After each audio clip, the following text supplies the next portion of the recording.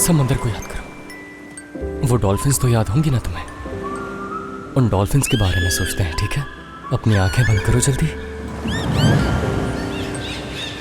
शाबाश। अब डॉल्फिन्स के बारे में सोचो। वो जंप कर रही होंगी, एक के बाद दूसरी डॉल्फिन आएगी, सब जंप कर रही होंगी। जरा सोचो।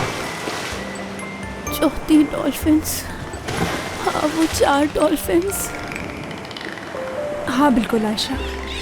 4 डॉल्फिन्स। 4 डॉल्फिन्स। चलो ये अच्छा हुआ कि नंबर मिल गया।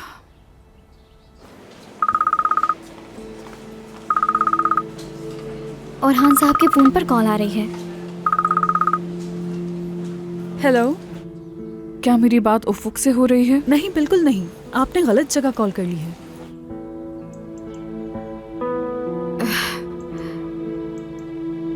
तो फिर जिम किससे बात कर रहा था? कौन है ये लड़की? आखिर ये सब चल क्या रहा है?